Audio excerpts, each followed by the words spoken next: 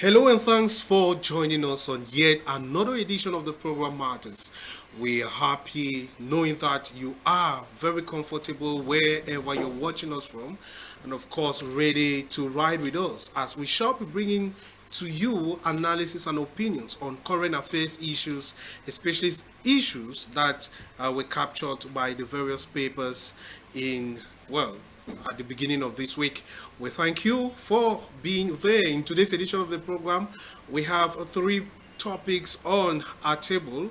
We shall be talking on the Anglophone General Conference as the conveners have come out with a new plan of action on the build-up or to the build-up, of course, to the crisis or to the conference. They were in Bamenda to discuss about that during a press conference where they also indicated that they shall be taking an international tour to sell their strategies and objectives to other Cameroonians. We shall also be talking about the new general manager and the board chairperson of the National Oil Refinery, SONARA, who were appointed through a presidential decree on Monday, the 14th of January 2019, and installed during an extraordinary board meeting chaired by the Minister of Water Resources and Energy, Elundu Esomba. Of course, we shall be talking about that. Plus, Sisiko Ayok Tabe and his co-prisoners say they are not Cameroonians. They reiterated this recently while on trial at the Yaoundé military court that brought about a halt in the proceedings, in the court proceedings, and of course had an adjournment to the 7th of February 2019. We shall be talking about that, and we shall be listening to the lead lawyer of Sisiko Ayotabe and the co-prisoners. Thanks for joining us once again. We have a very rich panel present here. We have our regular faces plus an editor who has joined us to analyze issues, especially from the seaside resort city of Limbe. We are here with a very full house. We shall be bringing to you or letting you know them right after we present to you a press review that we have this day. Let us begin a press review with Cameroon Tribune. Cameroon Tribune says that SONARA has a new general manager. According to Cameroon Tribune, the two managers, that's the board chairperson, Madame Do Beta Bakata, and the general manager, Mr. Simo Jean-Paul Njeumo, were installed yesterday at the SONARA premises after a board meeting that was organized on Monday, the 14th of January 2019. The same story is being carried out on the front page of the Guardian Post newspaper that says that new management at SONARA, Simo Jean-Paul appointed GM, while Beta Do Bakata becomes first female board chair. But on top of that story, the Guardian Post says that the senior divisional officer for Upper Plateau in the West region has died. According to the paper, he died under dramatic circumstances as controversial rumors say he died while in the company of a mistress in a motel, while the governor of the West region says he had a malaise before he passed away. The Guardian Post also says that there is an explosive interview in today's edition of the paper that qualifies President Paul Biya as having failed and continues to fail Anglophones. That is a quotation from Eric Chinje, a veteran journalist. We leave the Guardian Post newspaper to the Median newspaper at this moment. The Median newspaper says that as Southwest misses out again, a Bamileke takes over management of SONARA. Ministerless Meme Division consult with board chair position. Okay, it's kind of a strong one there from the Media newspaper. The Media newspaper also says that on the tail of the Media newspaper, abandoned public investment budget project, Bernardo Kaila Bilai whips for Southwest region. And just above that, it says that innovations of 2019 budget, bittersweet changes in water and electricity billing. Of course, that is from the media newspaper. We leave the new media newspaper to yesterday's edition of the Guardian Post newspaper. That says that relatives weep as frail-looking Sisiko Ayok Tabe appears in court. And the paper also says that Constitutional Council member Foman Akam dies in Switzerland. The paper also has it on the front page. Honorable Pierre Kwemo arrested, detained in the Yaoundé maximum security prison in Kondengi. We leave the Guardian Post newspaper to the Sun newspaper. That says that court adjourns the trial of Sisiko Ayok Tabe and co. over nationality arguments. And the paper adds that suspects insist they are Southern Cameroon's refugees in Nigeria and not Cameroonians. Their lawyers urge the court to return the Ambazonian leaders to Nigeria. Still on the Sun newspaper, government troops decapitate separatist movement with several Amber generals and commanders neutralized. The Sun newspaper equally have it on the tail of the paper that 13-year-old raped by unidentified men on New Year's Day. We leave the Sun newspaper to the Voice newspaper.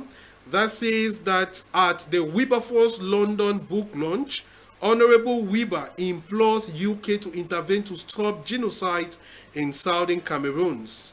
And according to the newspaper, it was a book launch with a difference, kneeling in front of a symbolic green group of people and quoting the UN Secretary General Kofi Annan, who said, a genocide begins with the killing of one man, not because of what has been done, but because of who he is. Right. Still on the Voice newspaper, it says that Nigerian Cameroon lawyers battle for Sisiko Ayok and co. War or no war in Cameroon, 3 weeks to prove Ambazonian leaders are refugees.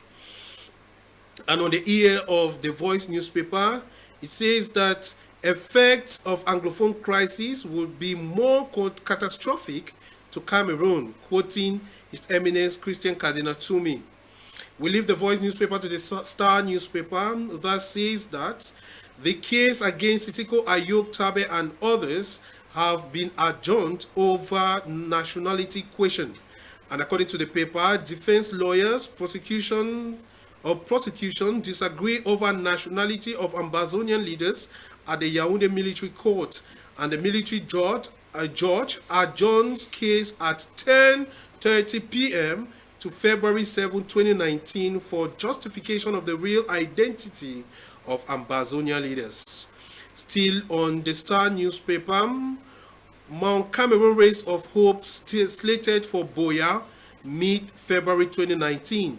And according to the paper, first preparatory meeting was held in Yaoundé with security concerns or security assurance from Southwest Governor. We leave the Star newspaper to the Post newspaper. It says that Weber warns Anglophone diaspora to unite or face consequences. According to the paper, if you steal a goat or a cow and people are chasing you, what would they do if you steal a state? That is a quotation from Honorable Weber.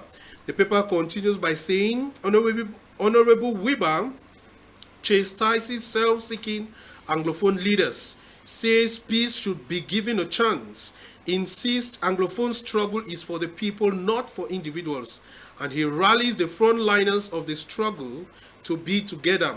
And one of the guest speakers, Professor Anyangwe, berates history manipulators, cries for lost values.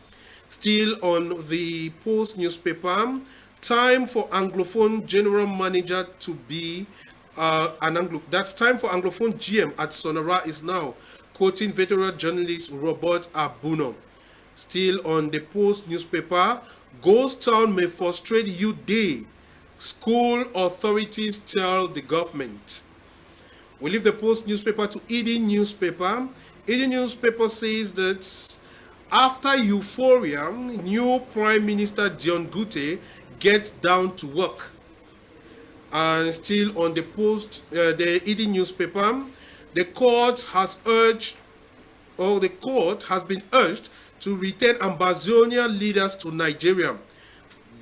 The case adjourned to February 7.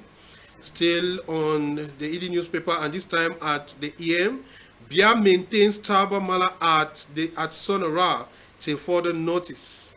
And at the foot of Eden newspaper, Tumi-led AGC laying solid ground for inclusive conference. We leave Eden newspaper this time around to the Monday's edition of the media newspaper that still talks about the adjournment of the case pitting Sisiko Ayoktabe and co. as against the Cameroon people. Sisiko Ayok's trial turns into ping pong over nationality. Still on the media newspaper, Meme Division 27 years without a minister. CPDM barons licking their wounds. The media newspaper also says that ghost towns cripple Northwest and Southwest as Ambazonian leaders are taken to court. The media newspaper says vacancy at the PM's office, Meme and Dian Division fighting for the position of Director of Cabinet. Who are the potential candidates? You can get that in the media newspaper. The media newspaper on the foot says that Kumba government delegate laments sorry state of road. All right, we leave the media newspaper to the Horizon newspaper. That says that at the New Year's wishes, Cavaye Jibril usurps Nyat power again. Whatever that means, you can read that on the media newspaper. It also says on the EM, Anglophone crisis dominates Cameroon European second political dialogue. And on the chest of the Horizon newspaper, it says that Nasiri Paul Biya launches Central Region's budget for 2019. And at the foot of the media or the Horizon newspaper, it says that Aya Foundation barred from donating to Anglophone prisoners in Kondengi. Let us visit the Rambler newspaper. It says that why they are fueling a war without end. That is a rhetoric question or a statement. And of course, you can get more on that on this edition of the Rambler newspaper. The Rambler newspaper on the foot says that forgive visions for press passes. That's a beautiful one there from the Rambler newspaper. And again on the foot, it says that can Ngute or John Gute fix the damage? That is a question to the new Prime Minister. We go to the Mutation newspaper. Mutation newspaper says that CDC Banana Corporation is begging for assistance, as it titles SOS CDC, and indicates that CDC has suffered on several occasions sabotage from the Ambazonian fighters, and it says that 93% of its employers have been sent on or have been put on leave, and the corporation needs 15 billion CFA francs to get back on its feet. And on the Le Quotidien Le Pévier, the Quotidien Le Pévier says that will Mbombo Njoya replace Marseille Nyat in Jifenji? That's a question this newspaper is asking this day. That's the last newspaper. Will Mbombo Njoya replace Marseille Jifenji, citing the fact that Marseille Jifenji seems to be frail and may not be able to hold the presidency position at the National Assembly, and bringing another West regional person, Sultan Ibrahim Bombo Njoya, asking whether he can replace the frail President of the Senate, Massenyat Njifenje. And of course, that was how we saw the papers this day. We want to thank all our papers for always being there, providing us with quality information right on time. And it will be from the inspiration from this newspaper that we shall be coining our various topics. Before we bring to you our first topic of the day, let me introduce to you the panelists and, of course, find out from them what caught their attention from the papers. Beginning with you, Mr. Sama Abang Mugua. He is a social commentator and, of course, present here to analyze issues of general interest. Thanks for coming. Thank you, Yannick. It's my pleasure once more to be here. So many issues caught my attention, far from the frenzy created by the appointments at SONARA. My heart goes so much to the Anglophone detainees at Kondengi maximum security prison who were deprived of a rare opportunity to have humanitarian assistance from a humanitarian donor. It's unfortunate for those who know what prison life is. That's the worst place you can wish for your worst enemy. My heart goes to them, and my heart goes to the very sick and very frail President of the Senate of the Republic of Cameroon, very sick, very frail, very tired and very old, but who for political reasons and institutional reasons typical to Cameroon, our nation, cannot resign. We wait to see what the March session of the Assembly, when the new Senate Bureau will be elected, we wait to see what the CPDM mafia has in store for Cameroonians. Thank you. Thank you very much.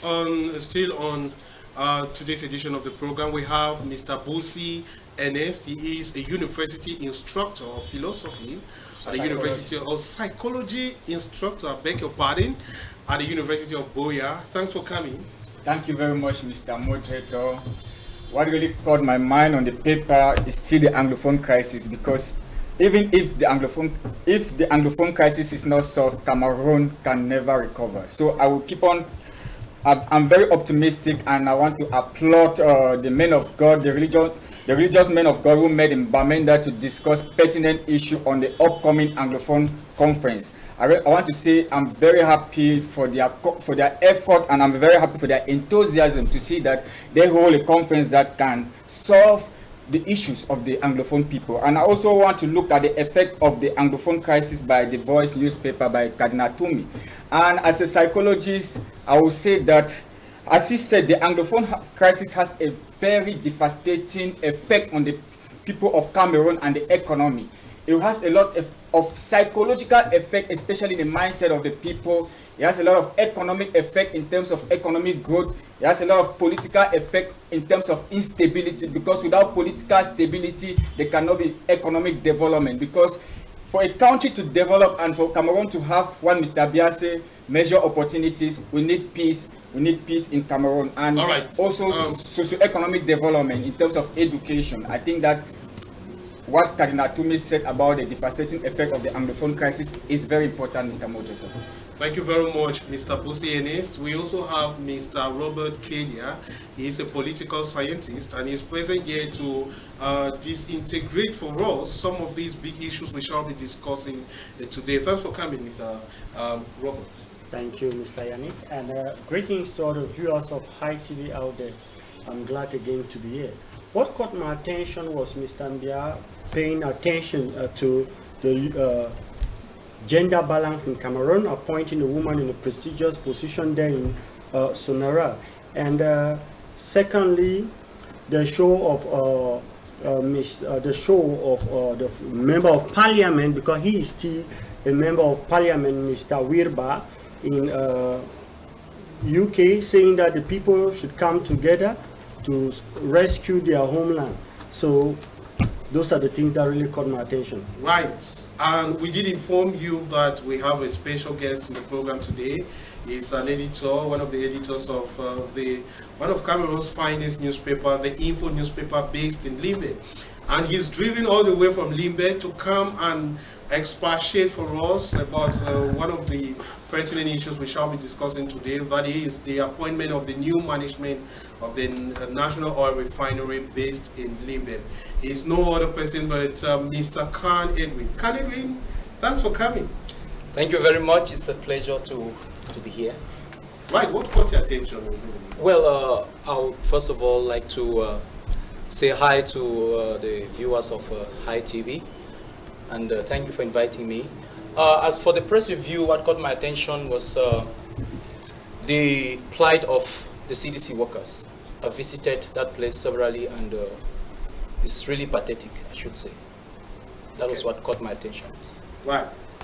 Indeed, we continue to pray for the workers who suffer continuous, you want to call it, maiming, butchering, and chopping of parts of their bodies, dismembering by unknown gunmen who sabotage the corporation by harming these vulnerable CDC workers. We continue to pray for them. We begin our program this day with our first topic. The President of the Republic has appointed new management at the helm of the National Oil Refinery SONARA.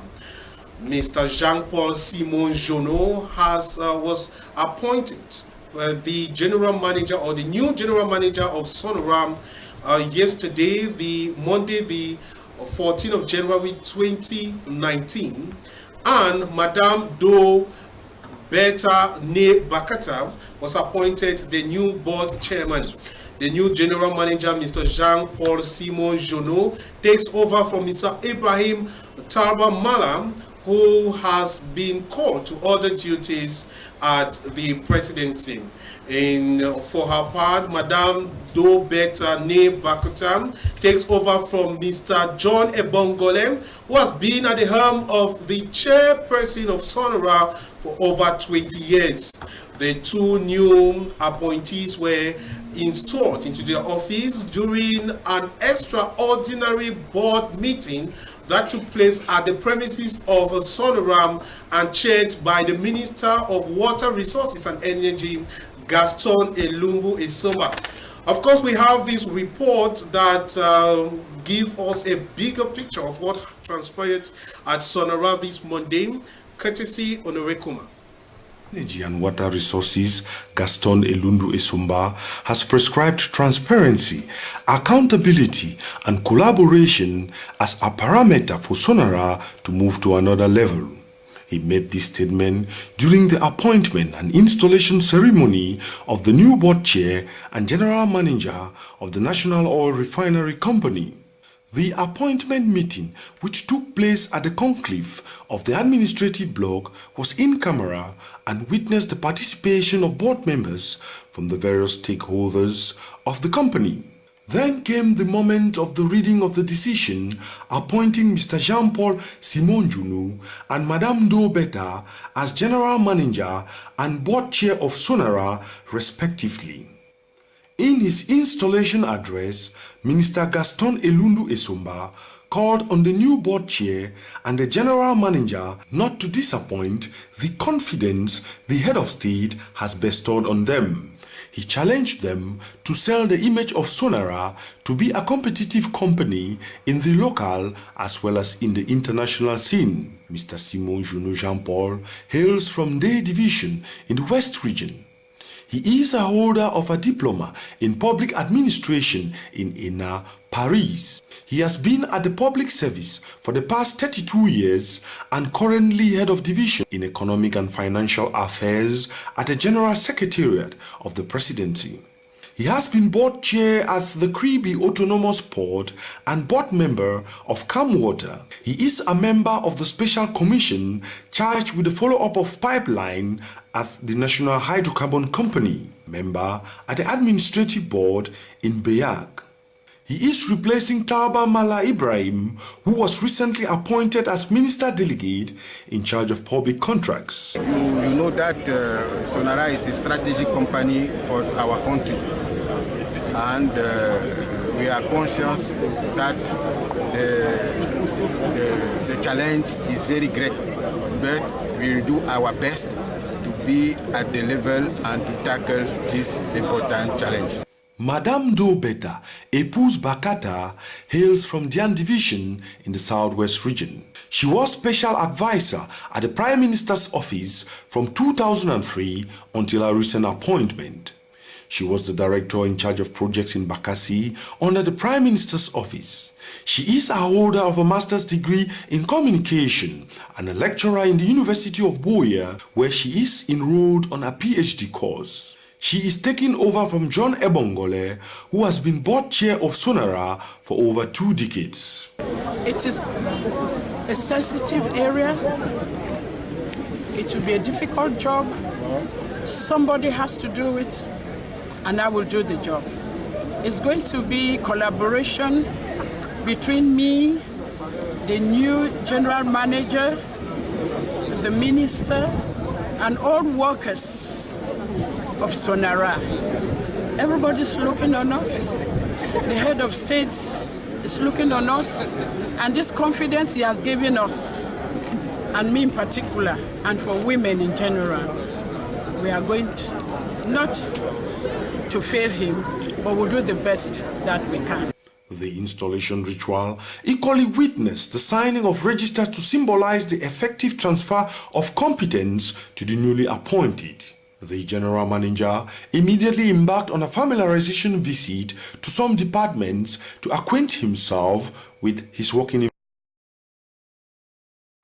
Now you know, if you didn't know, that SONARA now has 2 new managers at the helm. Of course, we have Mr. Jean-Paul Simon Njeumo and Madame Dobeta Bakata. Of course, they are piloting the National Oil Refinery, the Ridge Corporation, of course, for the next period of time, so the president wishes. Of course, you can participate in the program when you so deem it. The numbers are present.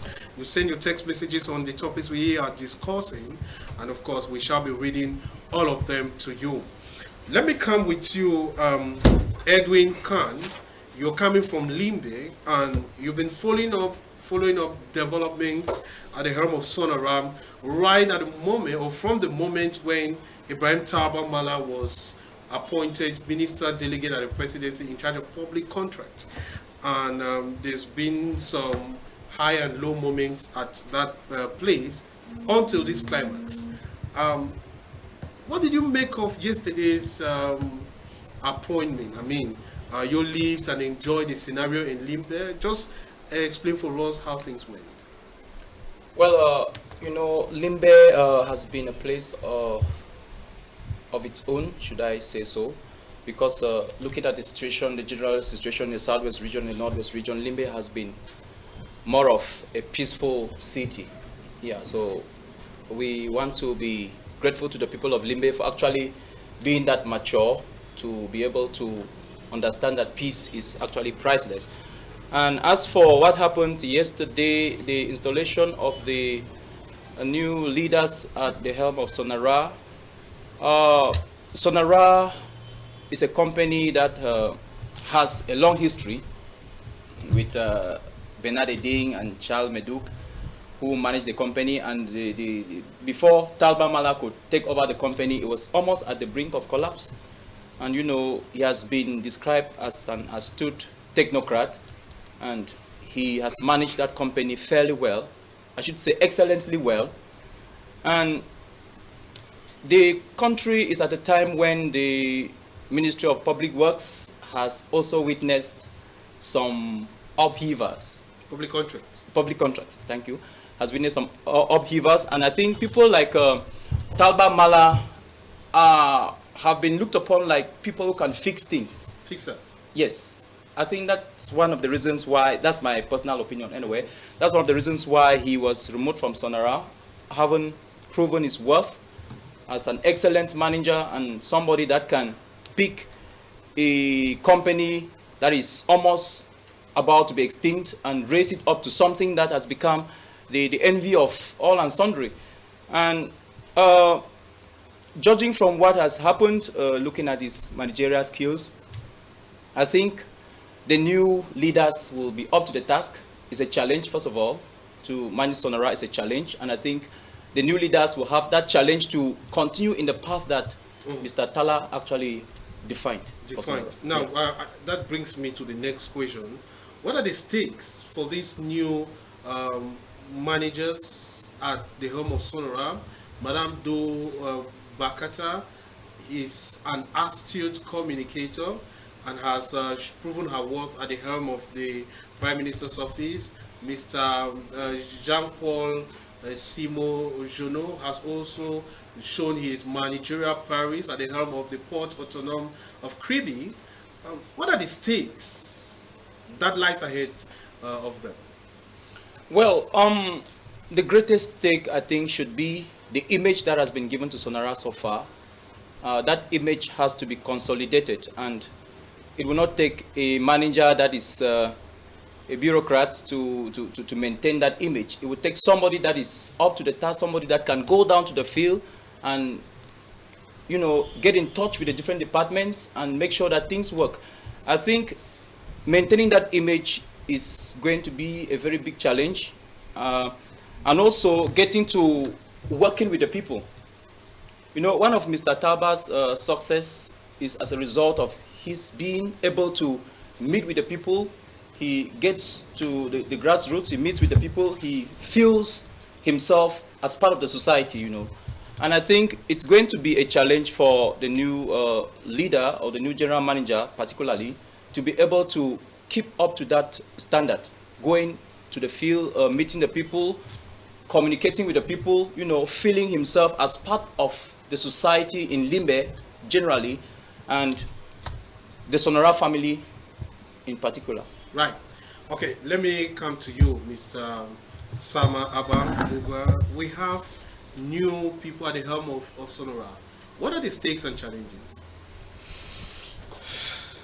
SONARA remains a very mystery-filled corporation as far as the political, economic functioning of Cameroon is concerned.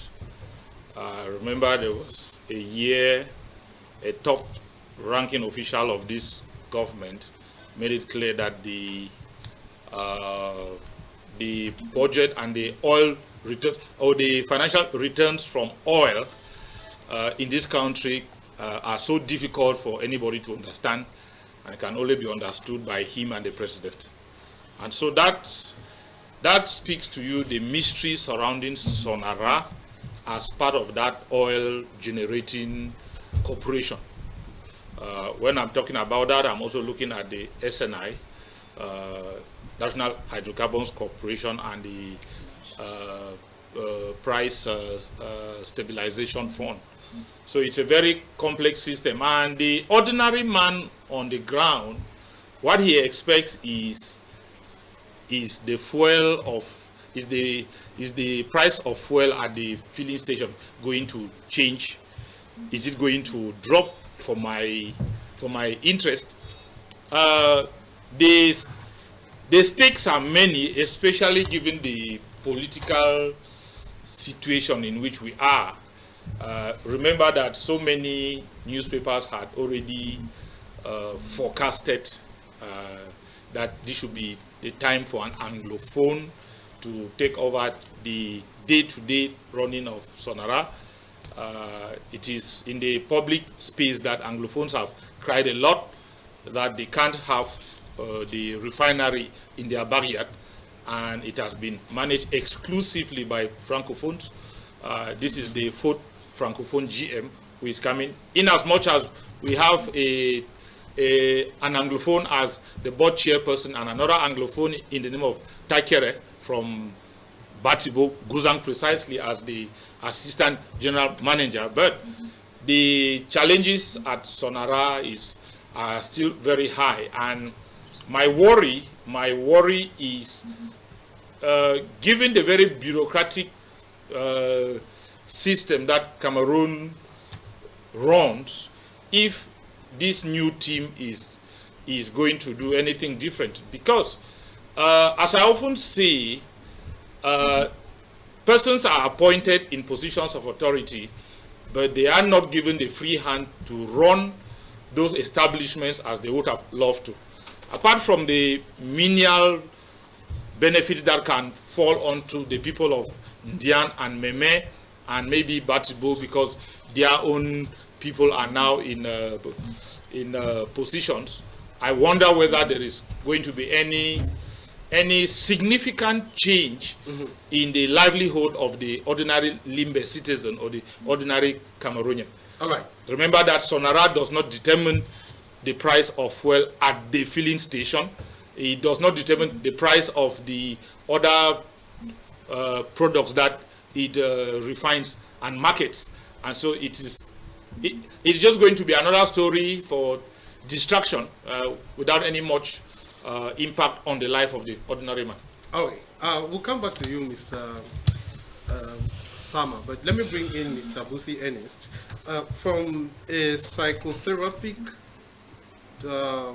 point of view, do you see this new management at the helm of SONARA bringing in some substantial changes, or they are going to simply ride in the old status quo? Just be implementers rather than initiative providers? Yeah, you say from a psychotherapy perspective, and I'll answer it from that perspective.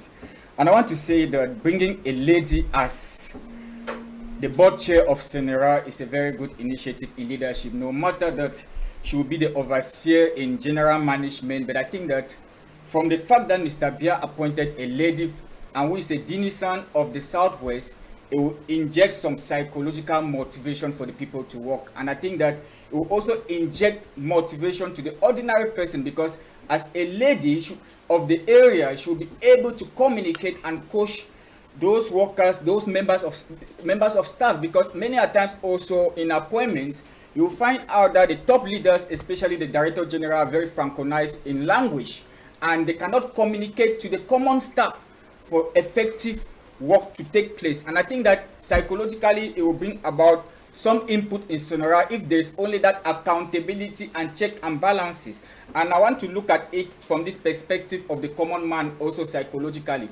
I think that SONARA being in Limbe, it should be a company where the local people, where the local denizens of Limbe and Southwest enjoy the profit of SONARA. And how should they enjoy the profit of SONARA? They should enjoy the profit of SONARA in social amenities, Mr. Moderator. I think that if the local denizens of Limbe enjoy the social amenities like schools, like quality education in SONARA, and better their standard of living too, it will be a very good thing, and it will also motivate people to work. It should not be only the workers at SONARA to enjoy the facilities of SONARA. The local population should enjoy if you are not enjoying in terms of financial benefit, you should enjoy in terms of social benefit.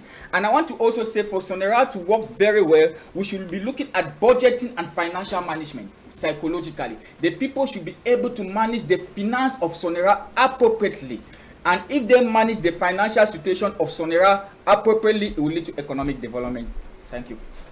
Thank you very much. And to you, Mr. Kedia, what are the challenges of this new management? I don't really see any. When Mr. Semo Jean-Paul has experience, he has worked at Kribi, he has experience. He has worked with Kamwatha and the rest, so his experience are really there that I believe he will do his best. Coming to Madame Bata, she studying, having a master's degree in communication, and is going to be a board chair, a company that requires a lot of knowledge with engineering. I asked myself question if she will be able to deliver, but I'm still grateful that the head of state had to respect gender balance to appoint a woman to head such a company, which is the largest, I think, that has of Cameroon.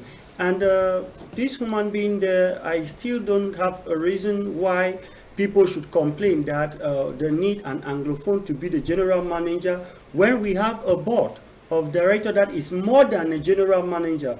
So when people start to say we have Anglophone have never had a general manager, I ask myself question, which one is more than which position is more than which? So I think the position is okay and is good for Anglophones to appreciate and accept that. After everything being said, as I earlier said, the general manager has experience and I believe he will deliver. Right. Yes, Mr. Edwin, you've got the panelists, you made so many points. Do you buy these points? And may you just round it up with some of the challenges that will come with the new management? Well, thank you once more. I think I've listened to their points and they're important, but I might not buy into all of them. Reason being that I've been close to SONARA for some time now, and when you look at SONARA of the days of Edin, SONARA of the days of Metuk, is not the SONARA of Talba Mala. There are two different SONARAs, if I should qualify it that way. And SONARA, saying that the people of Limbe are not enjoying the fallout of SONARA is an overstatement. SONARA has been involved in very many corporate social responsibilities in schools, in the community. They have been providing boreholes, providing classrooms, and helping people in one way or the other, radio stations, TV stations, and the list is open-ended. So to say the common man in Limbe is not really enjoying the privileges that they should enjoy from SONARA is not true. I'm from Limbe, and I can say that SONARA has been influencing the society in Limbe. That said, somebody made mention of a woman at the helm of the board of directors. I think it's an administrative position to me. And though Madame Do has proven her worth elsewhere, she's not just going there as a novice. She has been into other places in the Prime Ministry, a lecturer in the university. She's one of the pioneer lecturers at the Journalism and Mass Communication Department in the University of Boya. Of course, and we know her products. Yes. Right, so, right.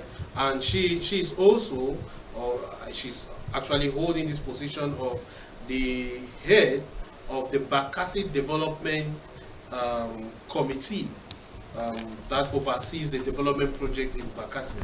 She's also one of the advisors at the Prime Minister's office. Exactly. So Cameroonians should learn to appreciate when things go a certain way. We should not be complaining about everything. There are things we should complain about, that is, but for sure. But the least thing Cameroonians complain. So what do we actually want? Gender balance, we still complain. She's a woman, does she has the experience? I think we should appreciate some things. Thank you. Okay, yes, Mr. Samuel. Yeah. Before you come in, maybe Mr. Busi. Just a clarification, Mr. Abang, with due respect. What I say, our learned panelists, is that, Mr. Bia is talking of major opportunities and he's talking of emerging society, emerging economy. What I was saying is that SONARA can better what they have been doing. We are talking of betterment. And if there's no betterment, the country cannot emerge, and we should be talking in betterment in terms of meeting up with the developed countries. For now, I think that the standard of living of the people of Limbe, especially the common man, is still not yet the best. And talking of providing didactic materials and boreholes and so on, we don't have quality health, we don't have quality sanitation, and we don't have quality hygiene. It is not the best. Are you speaking from an authoritative point of view? I'm speaking from an authoritative point of view. It's like not the best. He's been saying, SONARA has been providing. But it's not the best. They have to improve on the quality. So that's what I'm saying. Will SONARA carry the burdens of the management of Limbe? But the localities of that area should enjoy those facilities. Yes. This has been outlining the various things that the localities have been. And it should be improved, Mr. Moderator. What I'm saying is improvement. We should try to be improving on daily basis. That's what I'm saying. Okay. They are doing their own.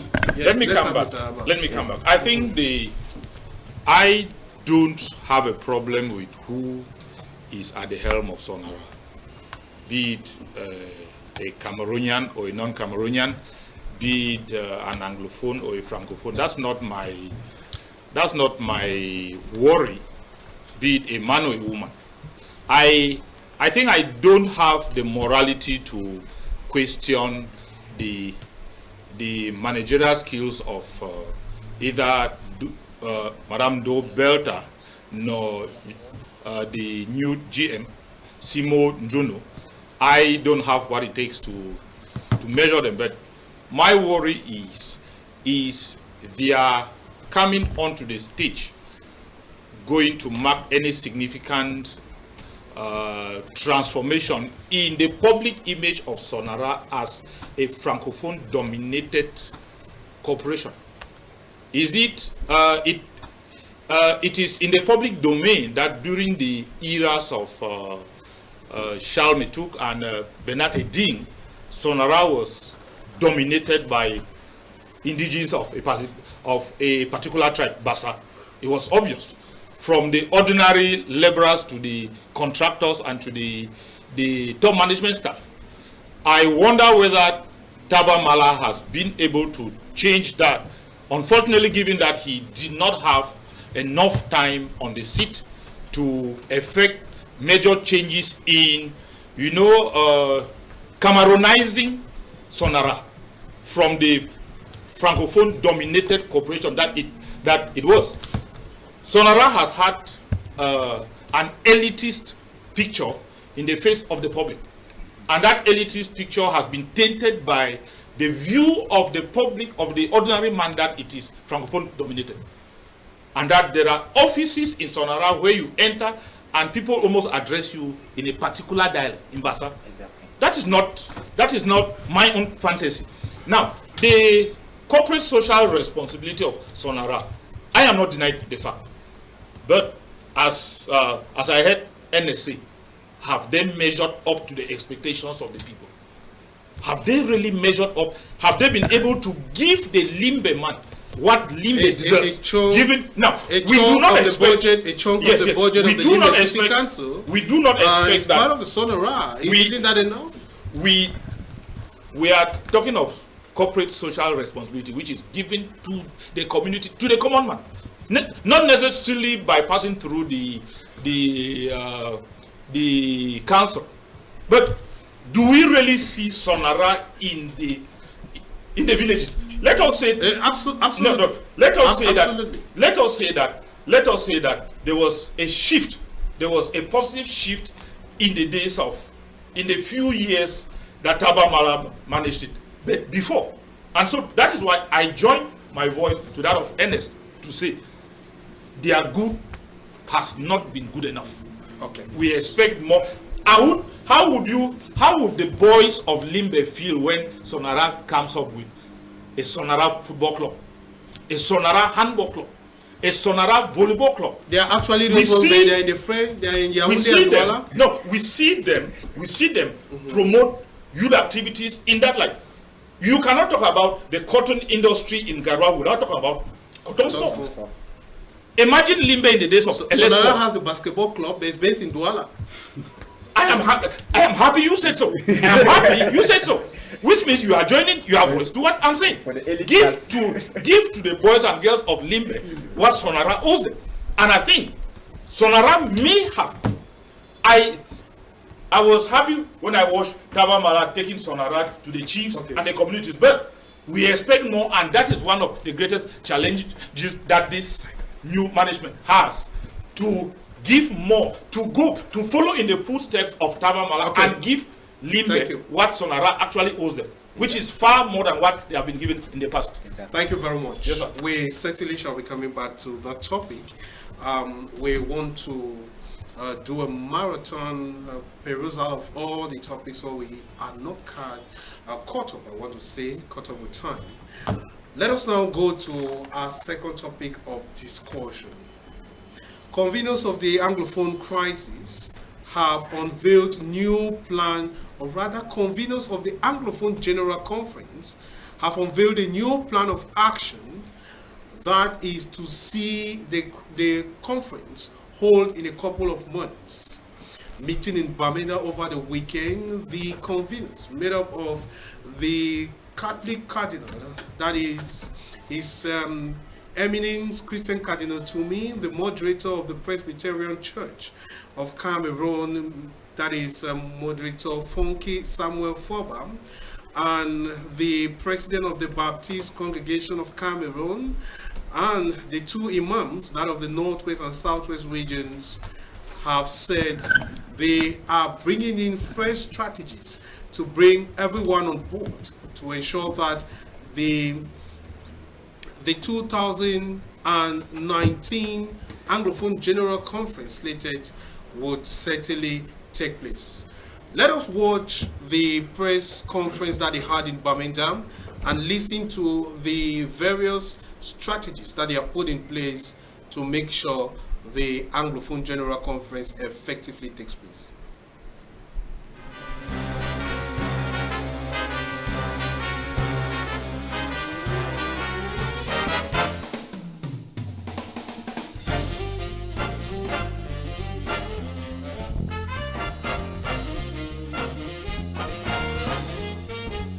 We all agreed that enough consultation has not been done. That is why we're sending missions to America and Europe, and within the country to the chiefs, and to other English-speaking Cameroonians. So we decided that we couldn't fix a date today and change it again tomorrow. As soon as we get the results of this extensive consultation that we want to organize within and outside the country, the date and the place will immediately be announced.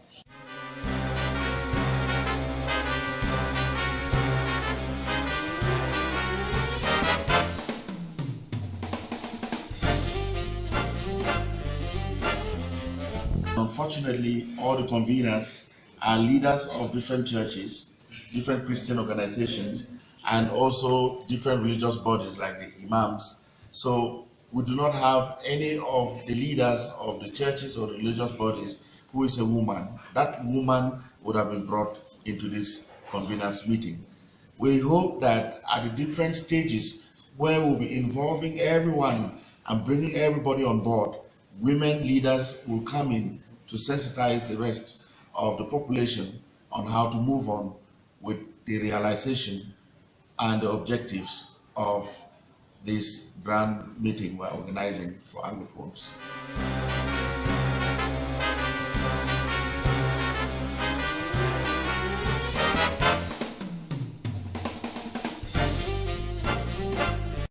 We are not sending people on missions as fact-finding people to come back and give you the same. Please do not misinterpret us to be commissions which are set up by the state.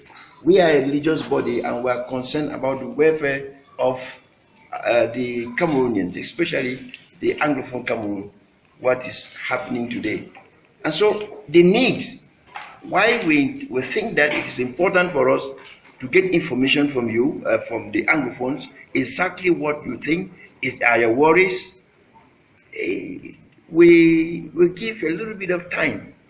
And this time, like the moderator mentioned before, and His Eminence, we cannot tell you tomorrow we are holding the AGC.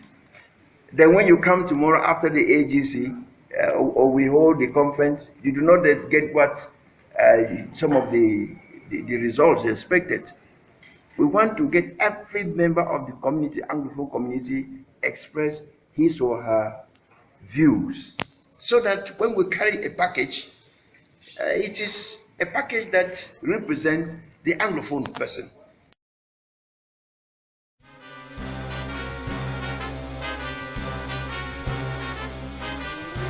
So it is important for us to also consult some of the bodies. The UN we can consult some of their representatives who are here. They are not sponsoring us. This is what we should get it very clear. These people are not sponsoring us. We get their opinion, on what they think. These are children who have gone through this trauma. Then together we put it with the state. We hand it to the head of state. He will call for a national dialogue.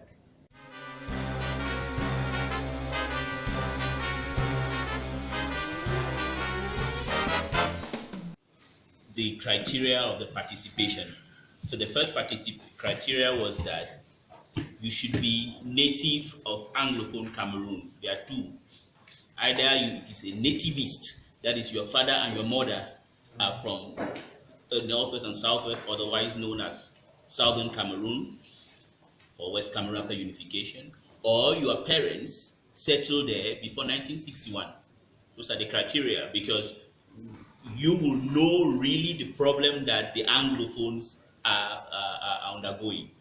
Then the other aspect is that other Cameroonians, because it's the Anglophones are Cameroonians, whether we like it or not, and we cannot solve the Anglophone problem in isolation.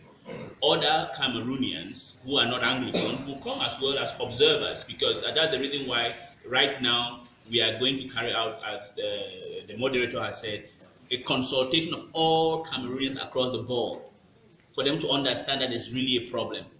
And this thing means that it should be an Anglophone as well as Francophones, because they know our problems. That's what we are consulting. So to answer your question, there will be Cameroonians, the IGC from the Northwest and Southwest, and the other one. And it was written in the concept note that came out, and even the first press conference on the 25th of July last year.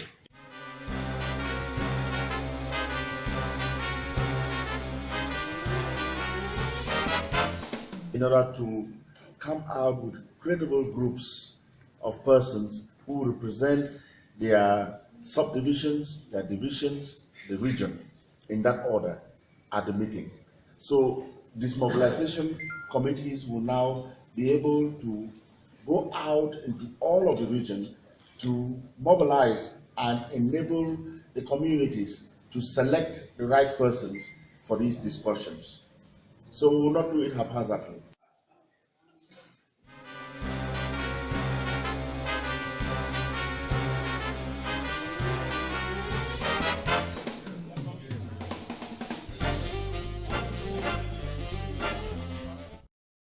Right, of course, that is how it all happened at the Bamenda Congress Hall, while the conveners of the Anglophone General Conference tell Cameroonians on their roadmap. Of course, what we got from there is that there's going to be an international tour by the conveners of this conference, where they shall be selling these ideas to Cameroonians and also imputing their own opinions. They are already consulting with various stakeholders, especially Anglophones, including the national president of the Social Democratic Front, who has endorsed this conference to hold. Let us have a watch on Njeumo endorse the conference.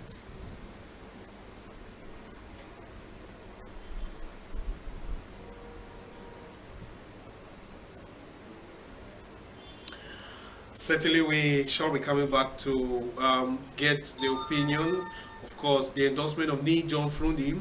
But before we do, let me bring the panelists on board. I begin with you, Mr. Busi, Ernest. Let us look at the prescription of this conference. It is here to solve, at least provide palpable solutions to the Anglophone crisis, or the Anglophone problem that's giving birth to the Anglophone crisis.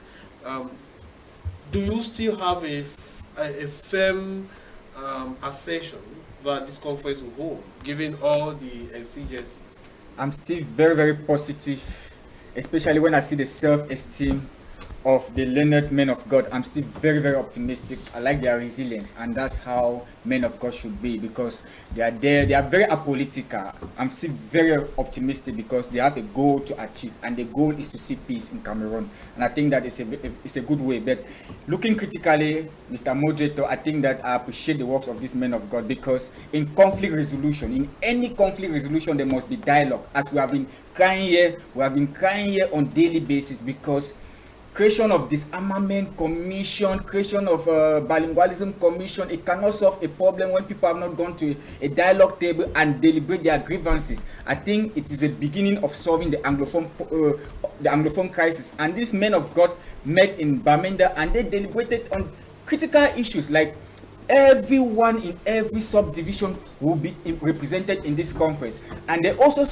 said that they will send also people in the field out of the country to also go and deliberate with our brothers who are out of the country, which I see this as very important. And they also consulted civil societies and political leaders like Njeumo, who also talked on the devastating effect of him facing, and he has lost many of his animals during this crisis and other issues. So it is every Anglophone is suffering, and I think that it is a way forward of solving the Anglophone crisis. Thank you, Mr. Moderator. Thank you very much. Mr. Edwin,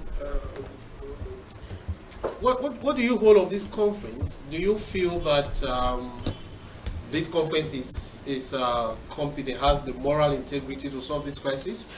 Given the present dispensation where we find ourselves, we are talking about deep armed conflict, and sometimes on social media our phones are being bombarded with some very gigantic weapons that are being held by these fighters.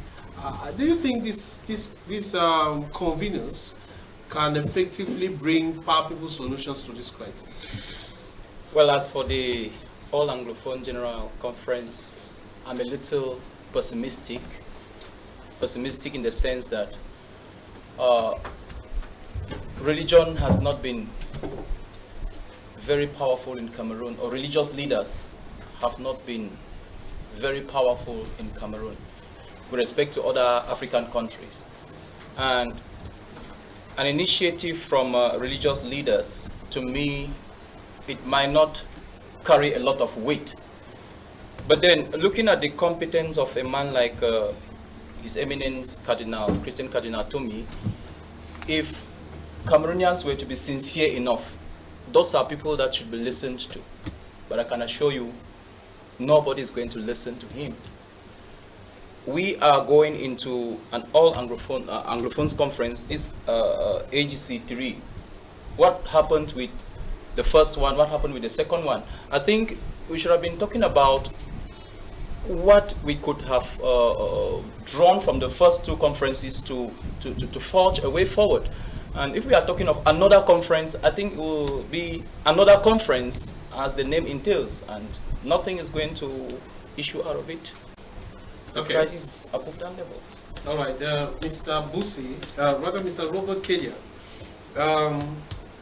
the new approach, the new plan of action of these conveners is that they want to do a broad-based consultation, reaching to all assembly to first of all get their endorsement before organizing it, such that no one would ever say they were not consulted prior to the holding of the conference. Do you think that that is a very good approach? You see, these are men of God and they have goodwill. Everyone wants peace. So they are ready to go to any extent to ensure that there is peace. Going abroad, asking the concern of those abroad their own opinion to ensure that there is peace back home, it's a good thing. But I just have questions that are in my mind that I ask. There was a platform at Facebook that these guys published so that people could give what they think, propose their idea. I don't actually know what actually happened now that that one is not considered. They need to go to the field, to Europe and the rest to ensure that they get the people's point. So those abroad did not contribute in their Facebook platform. That's the first question in my mind. Then I go back again to say, when these guys brought up the first date for this conference to take place, they themselves decided to move it, not because of pressure from any of the two parties, but because they thought, from what the cardinal himself said, that they wanted it to be after election. So I asked myself, was it even necessary? He could have just taken that. Now, the last question I asked myself, is it necessary to go abroad to talk to our Anglophones? Whereas it is the government that refused to sign, to authorize this conference to take place? Are they supposed to move to the offices in Yaoundé to meet the head of government, the governor, the prime minister, to meet Mr. President and tell them why can this goodwill conference not be endorsed? Are they supposed to go abroad? Those that refuse to sign to authorize this conference, are they abroad or they are members of government? So when I see all this, I just ask myself, now they are running to the people abroad. If they run to the people abroad, they endorse this conference, and the government still refuse to authorize it as it did the last time, where do we move forward? So what I think they should have done is to move to the government, meet the prime minister, meet the minister of territorial administration. Minister of territorial administration, your senior divisional officer or your divisional officer refused to authorize our meeting. Why? Meet the head of government, Mr. Prime Minister, this is our agenda, but your DO did not authorize it. Why? Meet the president. They can go there and not to go abroad. Now they are going abroad to sensitize the people, ask their own opinion. Which money are they using? Where is the fund for those that will go to Canada? We know how much the Cameroonian government spend when they send ministers to South Africa, to Canada and America. Now these men of God, they are moving, and we believe that men of God don't have money. So now that they are saying they want to go to Europe, go to America, which money are they using? Are they using the offering of Christians or those of Muslims? Which money are they using? So all these make us to ask ourselves questions. But I will still end up to crown it by saying that they are men of God, they have goodwill, maybe their approaches are wrong, but I still acknowledge that they are men of God, they have goodwill, and they want peace. Everybody wants peace. Everybody is already tired. What is happening in ground? What is happening in the ground? Everybody in the ground is already fed up. So we will really appreciate what they are doing. That please, as they are going abroad to talk with those abroad, they should ensure to go close to the government and ask the government to authorize this conference. Right. We have just been joined by Mr. Cyrille Njeumo. He is a politician, a militant of the Cameroon Renaissance movement, and of course a political dichotomist. Mr. Cyrille, I come to you with this question. The conveners of the conference say they don't want to organize any ordinary conference. They are organizing something that is going to bring a palpable solution, which is why they're taking their time to consult all assembly, all those who matter. And they're going around the globe to make sure the voices of those who matter are being heard. That notwithstanding, they also indicate that they are sending a leave to government and all of that. Do you think it is worth the time that has already been, which you want to use, wasted? Thank you, Yannick, and thanks to co-panelists for accepting me amongst themselves.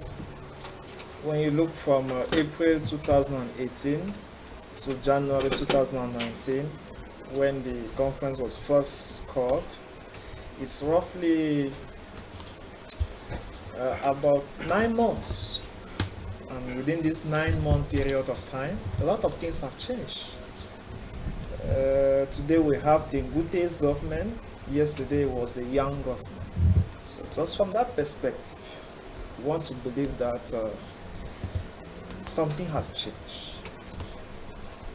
From where my learned colleagues ended, talking about why should the conveners go abroad, should I remind him that it is actually abroad that there is a lot of funding. Calling for this conference requires a lot of funding. And so when our men of God decide that they should tour other continents, it's because they know that if they don't meet the people and share with them the goodwill behind this strategy, which for me and for the Cameroon Renaissance movement that I represent on this platform is the most laudable and is going to bring the more reliable and sustainable solution to the 2 or 3 years walking crisis that has been draining blood in these two regions. So basically, I will not sit here and start questioning the approach, because the Anglophone crisis is not something that needs a ready-made solution. It needs the consensus of the people. and the online approach that was earlier identified on this platform has made some results. I personally, I share my grievances through the online social media, and I've mobilized over 300 people to do so. And I want to believe that if all of us on the platform did same, we want to say that more than 1 million Cameroonians of English-speaking region have already sent their grievances, and such they are going to carry more messages abroad to share with Cameroonians. So two things are going to be put together at the end of this process, is that money will be available finally, and maybe with the Ngute's effects, now that Ngute is the new prime minister, maybe from not from the northwest, from a different diplomatic approach, he might order his government to do something, to accept the holding of this conference so clamored for. And who knows, maybe in the next 3 months at most, we might be happy to finally host that conference here in Boya, which remains for me the land of legendary hospitality. Right. Like I did say at the beginning of this discussion, the chairman of the Social Democratic Front, Njeumo, has endorsed the holding of the Anglophone conference. That's the Anglophone General Conference. He was, of course, the host of the Conveners who visited him at his Tarikon residence in Bamenda over the weekend. And he indicated that Cameroonians, especially Anglophones, including himself, have suffered a lot, and there is time for peace, and that time is now. He indicated that he's lost so much, including the theft of his cattle and the battering of his family members. Let us take a watch.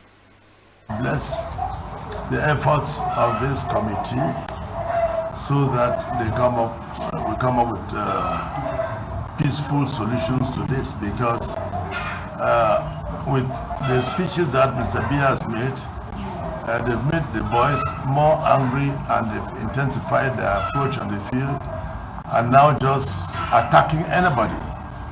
Because as I said, you saw my brother well beaten, was caught in the Ambazonian camp. You saw my sister here, who was caught and went through severe thrashing.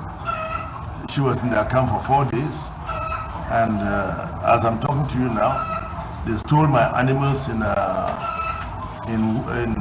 Ngobefang, stole my animals in Monkisu, stole my animal in Babanki here, stole my animals in Njeumo, and all this being done in an effort to make me talk ill against the Anglophone issue. I still believe that we have a very strong, the Anglophones in this country have a very strong problem. Right. Mr. Sama, you got Njeumo. I say the time to hold the conference is now, and those who matter, be it at the level of the government or the separatist fighters, must endorse the conference to hold. What do you make of that? Let me point out to you, Yannick, that there are three strands of opinions as far as the All Anglophone Conference is concerned.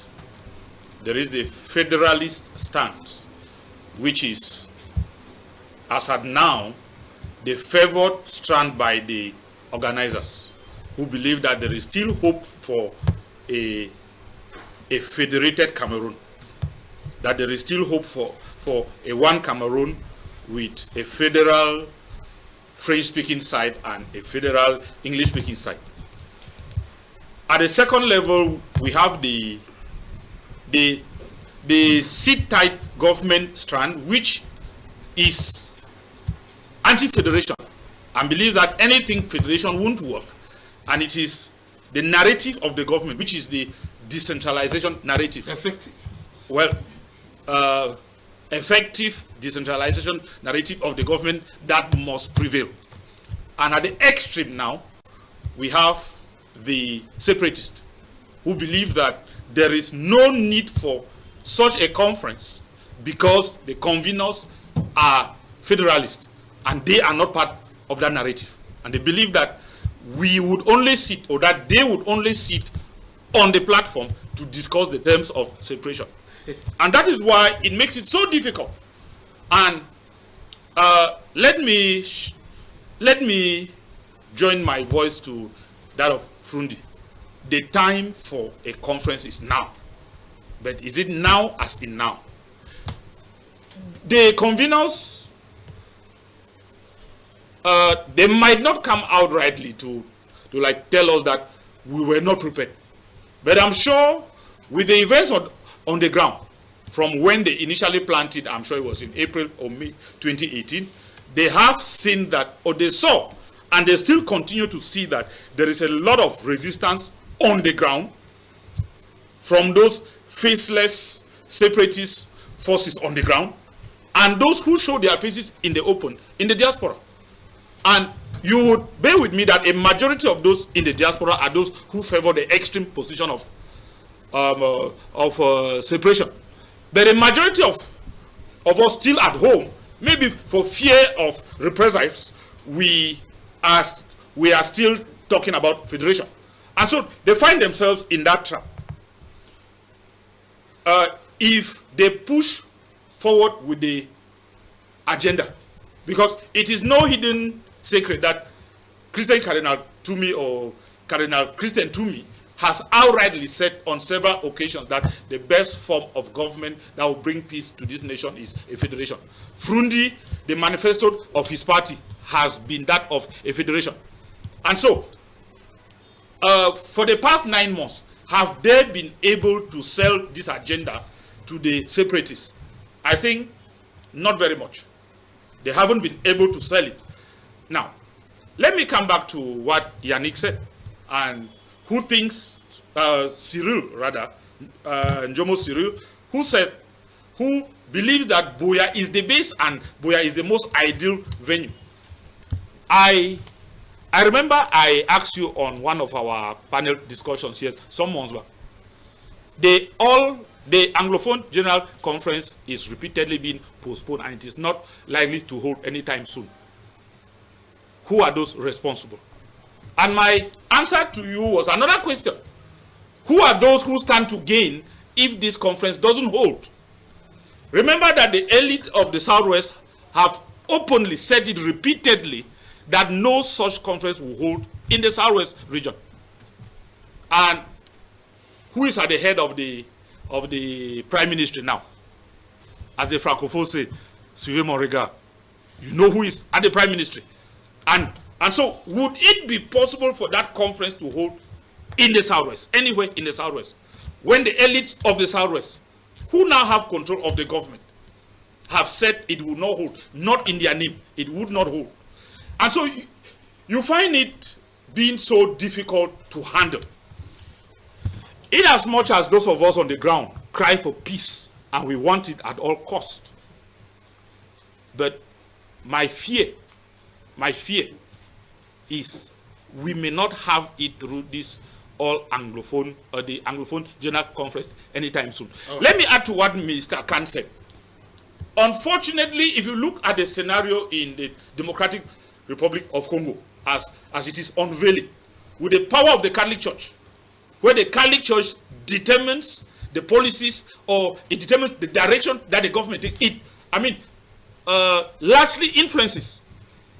And if you look at the power of the church in Cameroon, especially given the proliferation of Pentecostalism, which has helped to weaken the force of the traditional churches, we find it difficult to see the conveners who are in the majority, men of God, men of the churches.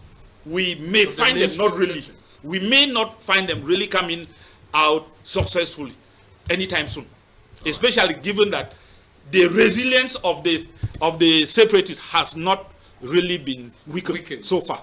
Right. Mr. Kedia, wanted to say something? Yes. Cardinal Toomey and the co brought the initiative. Yes, their stand may be federalism, but the person chairing the conference does not have a stand. He's a neutral person, Elisimi. He has never said on any media that he's for federalism or separation. He's a neutral person.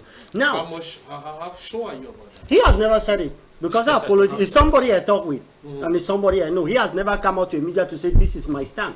Now, with regards to that conference, everybody is supposed to be there, whether you are for separation, federalism, or unitary system, so that you give your idea why you think the unitary system is okay. And we know the Ngoles will be there for that. When we talk about federalism, we know people that want federalism. And when we talk about separation, they will be there. So the problem is not about those that are going to be there. My own problem that I keep on saying it is not about those in Europe. We in the country are the one feeling the pinch, and the conference for us to sit and talk. Why should everybody think that it's about that people in Europe? Why should even the government have to send emissaries to Europe to talk with these guys in Europe? We are the one here. Even those in the bushes holding arms, they are not illiterate. Some of them have master's degree. They are educated. They should call the conference and talk with the people, and not to talk about those in Europe. Everybody should put their attention to the government. What have the government done to ensure that this conference should take place? What have the government done as support? Why should we keep on talking about those in Europe? Why should we keep on talking about our ideology when the government that is there to authorize this conference is not even interested? They have their policy of neutralization, and they are not thinking about any conference to take place. So I should not see any reason why we should be talking about those in Europe. Because if the government is really interested in dialogue, it will promote the people, give proof, show security, assist them on the conference to take place, and not talking about neutralization. So the problem lies with the government and not the people abroad. Now what they want to do, what the conveners want to do, is to spend money another trip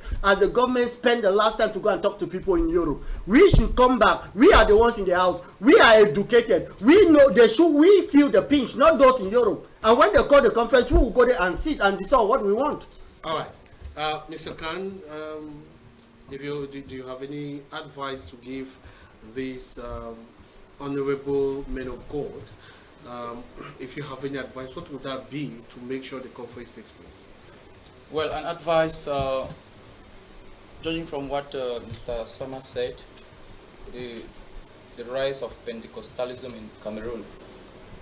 Pentecostalism in Cameroon has become a force to reckon with, and when I look at the representative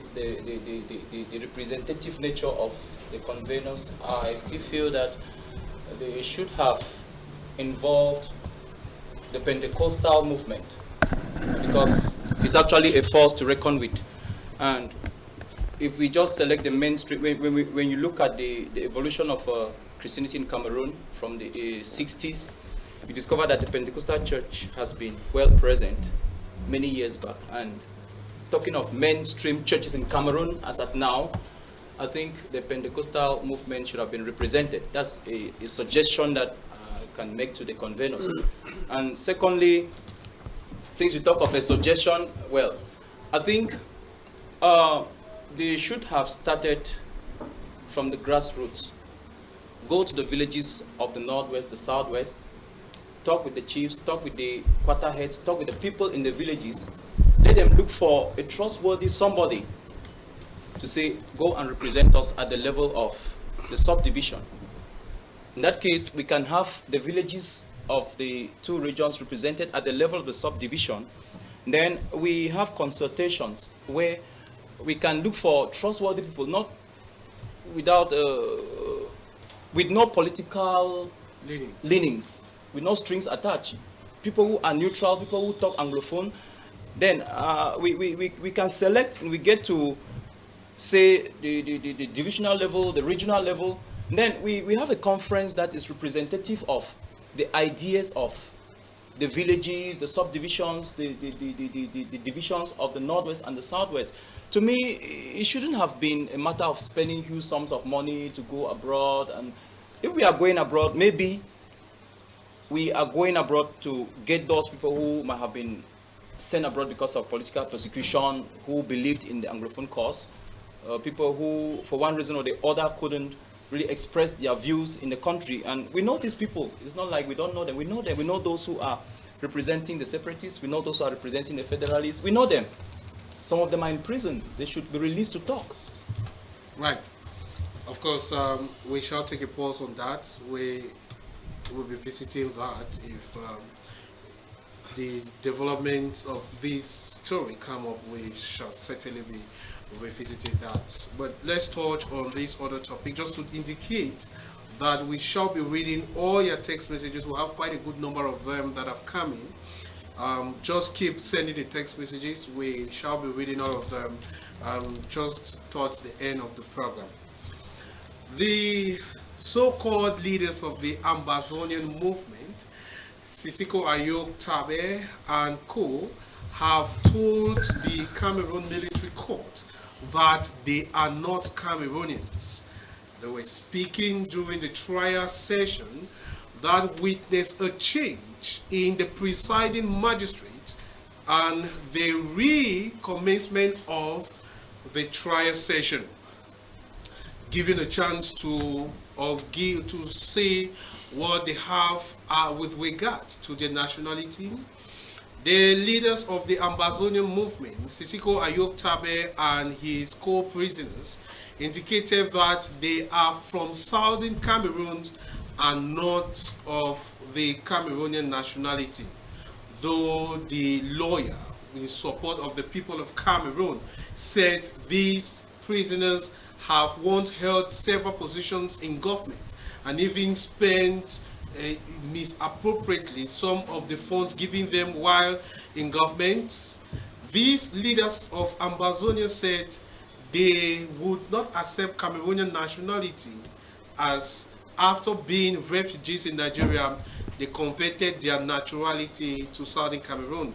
The lawyers of Sisiko Ayok Tabe said and pressed on the court to send the case back to a civil or to a common law court because the military court has not got the competency to handle the case, and that would imply this case would have to be taken back to Abuja, Nigeria, where a civil court or a common law court would handle the issue of their nationality.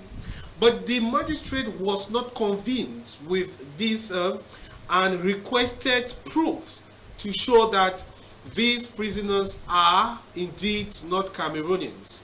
For that reason, he initially proposed January 28 to be the day they shall show proof of their nationality.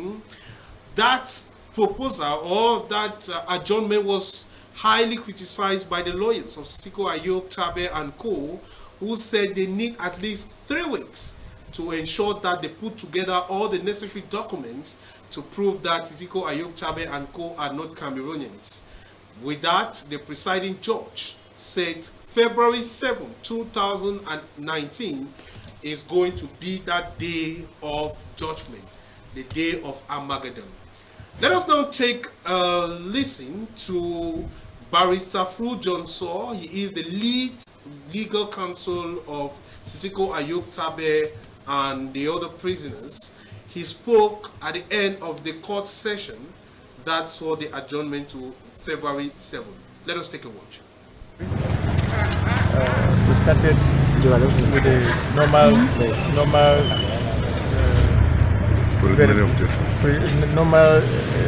verification of who is who and normal objections pertaining to lawyers. But then we now went into the matter of preliminary objection, which hinges on the nationality of the accused persons. Those of you who were in the hearing, you must have read the arguments. We are saying that when once somebody puts an issue, his nationality, and secondly, when once somebody takes asylum in another country, he has effectively renounced the nationality of the country from which he's coming from. These people were all in Nigeria. Most of them live in Nigeria. They have lived in Nigeria all their lives. Some of them are university professors. Some of them are renowned surgeons and businessmen and also lawyers.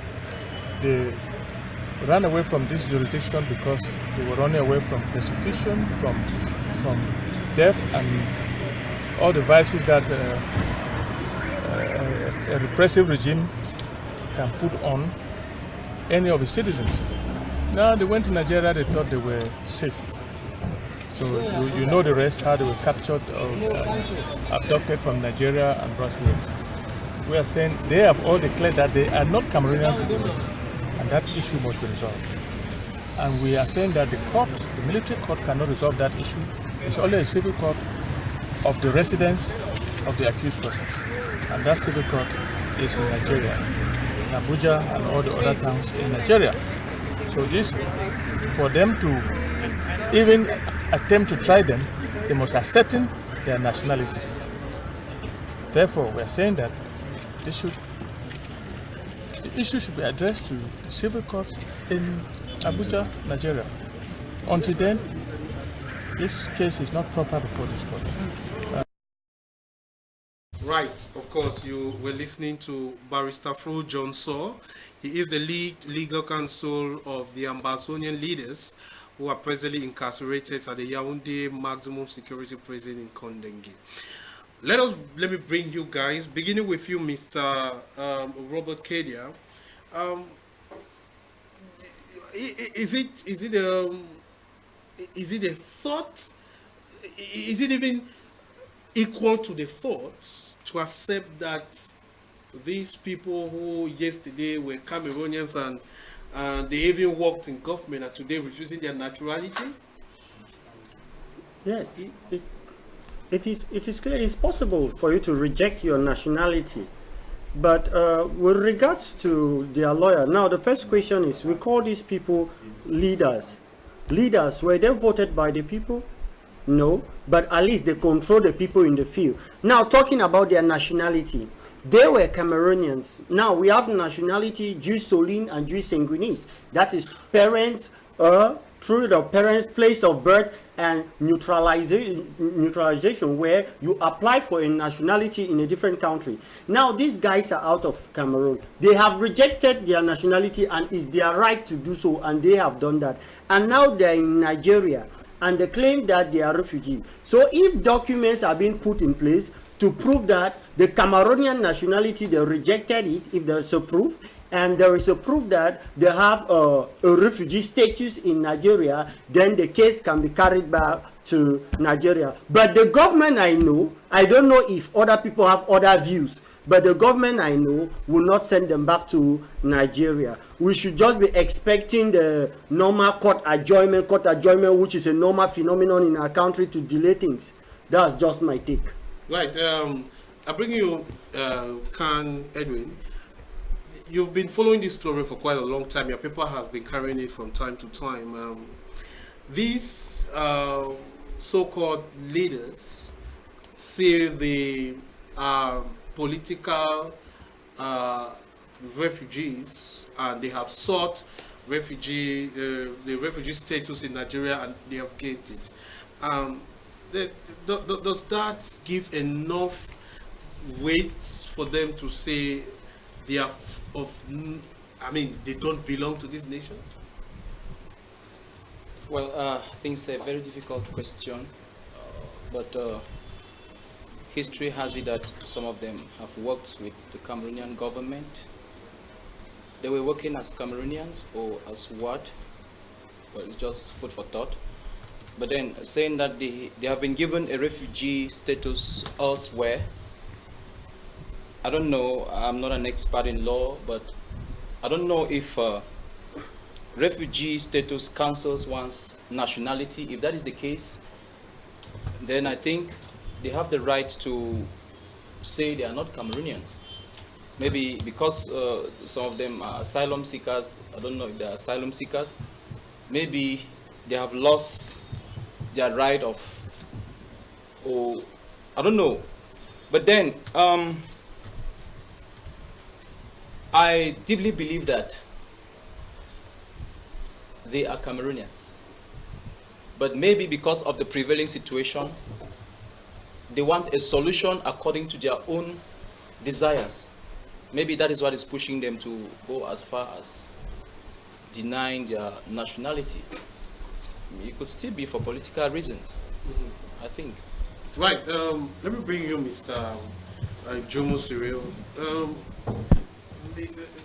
It is largely accused or alleged by the Cameroon government that these leaders of Ambazonia are the main perpetrators of all the violence and atrocities that are going on in the northeast and southwest region. And for that reason, they are holding them.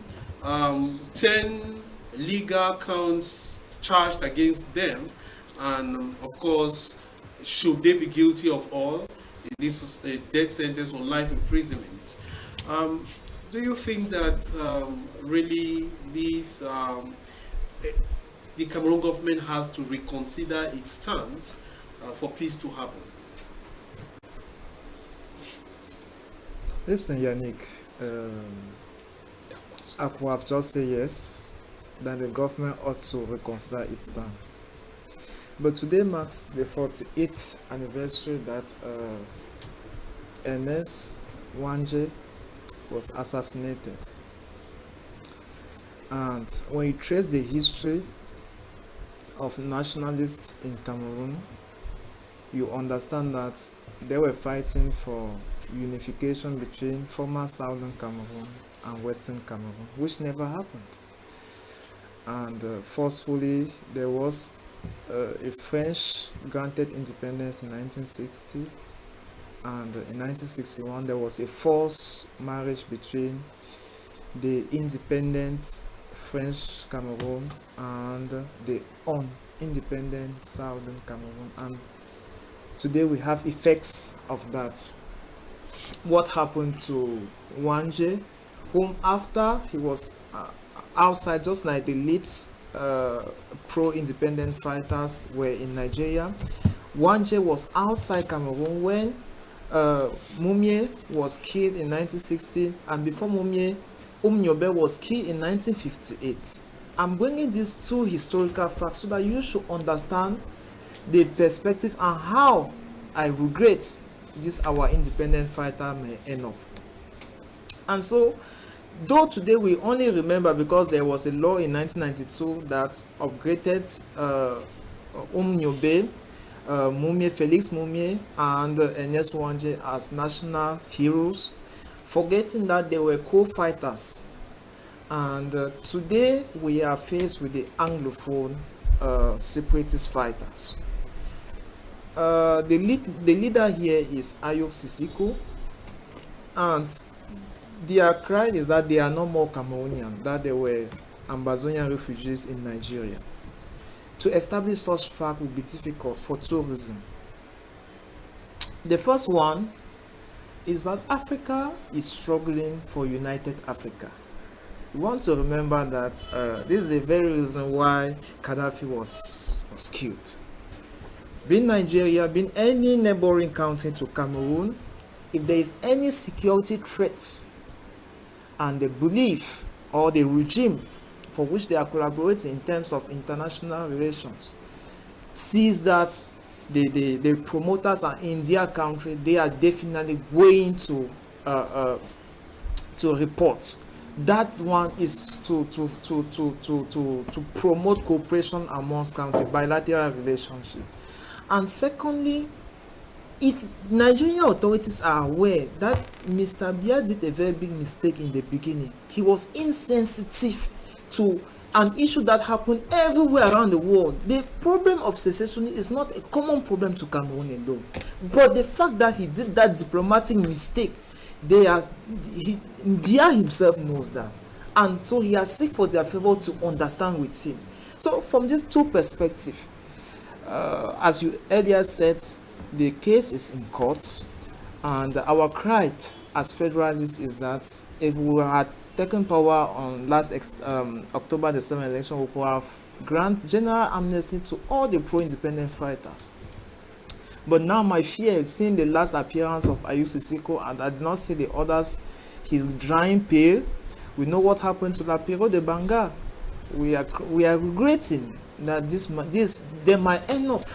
I don't know. I'm not God. But if chemicals are being used on them while they are in sale, they might not come back to us the way we are expecting them to come back. Thank you. Right. Let me bring you, Mr. Sama. What is your take? Now, let me let me challenge you on your choice of words. On 2 occasions, I heard you call them so-called Ambazonian leaders. And I didn't also appreciate when Kedia was almost like debating on their legitimacy as Ambazonian leaders. They have openly admitted, so it is not like an allegation. They have personally acknowledged that they are leaders of the Ambazonian front. And so we owe them that respect, whether we like their stance or not. We should respect that for them. We might not support their philosophy, but it is an identity that they have adopted. Let me take you to the 1968 law on nationality in Cameroon. The law of 11th of June 1968 in its section 31A, which is what governs the condition under which a citizen of Cameroon can lose his or her nationality. And it indicates there categorically that you can lose your identity when you take up the nationality of another nation.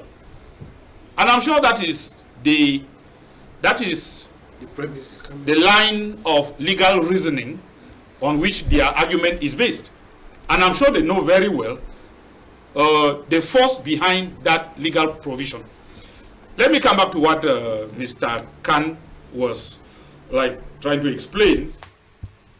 In international law, in international refugee law, once you are granted refugee status in another country for political persecution in your own country, you cannot be sent back. You cannot be arrested and taken back to your country of origin. And that is why...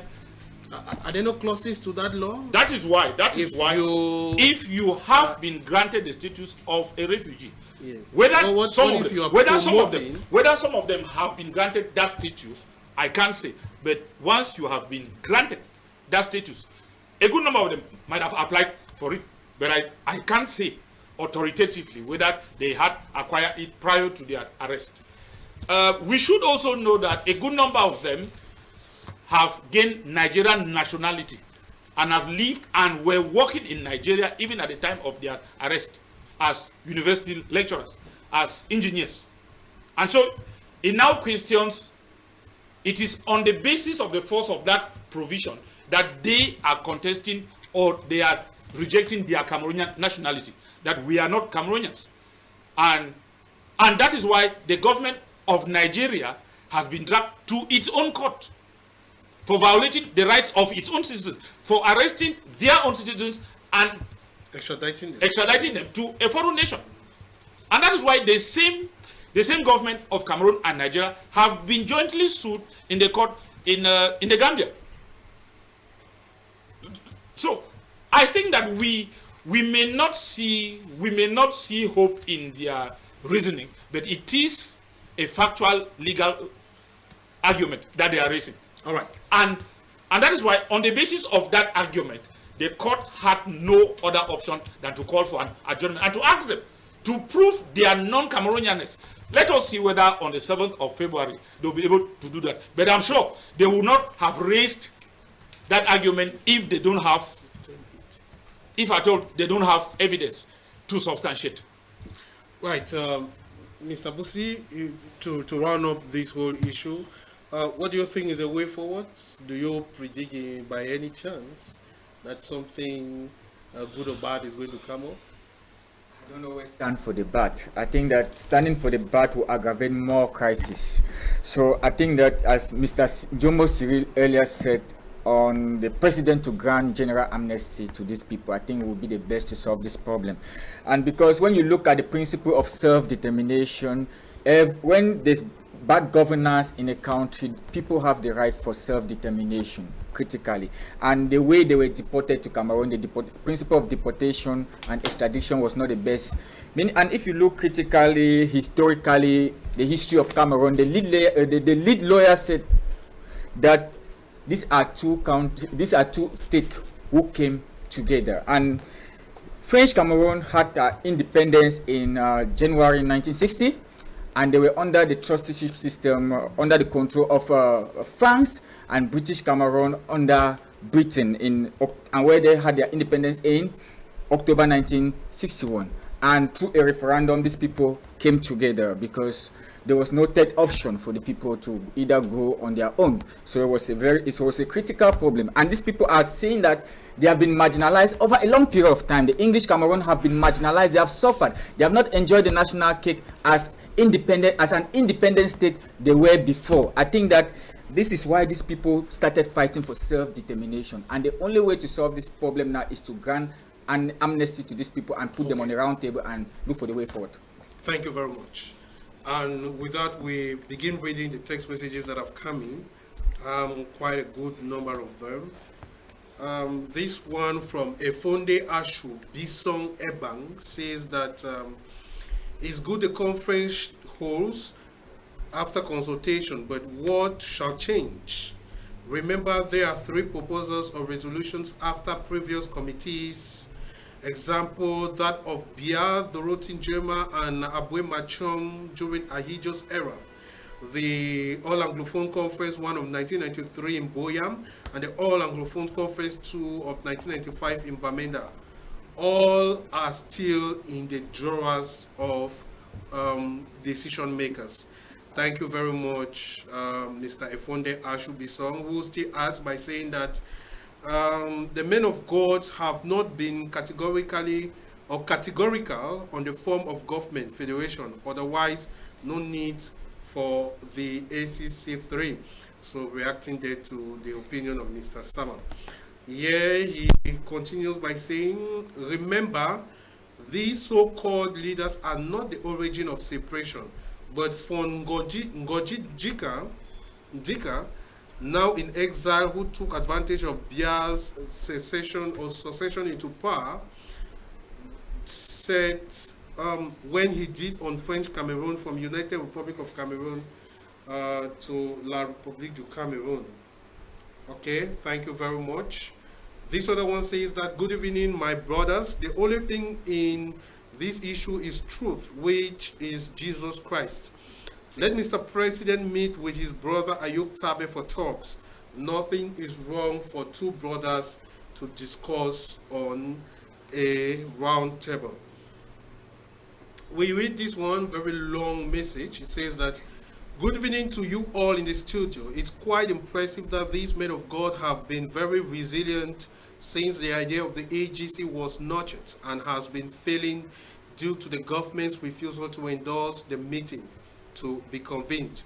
I believe these are first of all peace crusaders who cannot see things falling apart and stay quiet. I strongly support their move to go abroad, because at this juncture there is a lot of mixed multitude must go there to listen to the people and come into a common consensus. We need not to question their means of transportation, lodging, and feeding, but to encourage them to go ahead, all means to bring this crisis to an end. We are up paying the price. He continues by saying that if we start questioning and discrediting the effort of men of God, then I doubt the type of person we can believe in. We need to have a say as per this issue should we come on a table of dialogue. It's coming from Luis. Thank you very much, Luis N. And this other one, he says that, hello, I strongly believe that the Anglophone General Conference will put an end to the crisis. I suggest sampling be done at divisional levels to select those to attend the conference, and decision making should be strictly democratic. Eposi Tama from Tico. Thank you very much, Ms. Tama. This other one says that is from Emmanuel from Moyuka. Many people have lost their lives due to the conflicts. Due to the policies on social insurance, government policy on social insurance related to industrial accidents, and others. The site policies have affected so many concerns of industrial accidents and end career of many unconditionally. If you make this public, many victims will come out. I quite don't understand that, but thank you very much, Mr. Emmanuel from Moyukam. This one says that I don't see the importance of AGC as the government in place is not willing to give in to dialogue. Ngole Njeumo.